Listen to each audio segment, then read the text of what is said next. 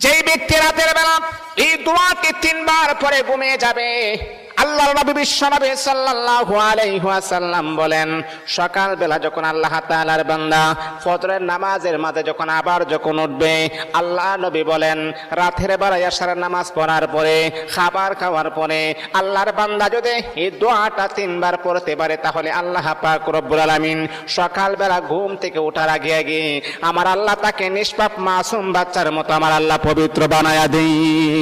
দোয়াটা সবাই আমরা জানি, আমরা সবাই কিন্তু দোয়াটা জানি, কিন্তু আমরা আমল করি না। দোয়াটা হলো আস্তাগফিরুল্লাহাল্লাযী লা ইলাহা ইল্লা হুয়াল হাইয়ুল কাইয়্যুম ওয়া আতুবু ইলাইহি লা হাওলা ওয়ালা কুওয়াতা ইল্লা বিল্লাহিল আলিয়্যিল আযীম। 3 বার যদি আপনি পড়তে পারি, ইনশাআল্লাহ আল্লাহ পাক রব্বুল আলামিন আমার আপনার জীবনের সমস্ত গুনাহগুলোকে আমার আল্লাহ ক্ষমা করে দিবেন।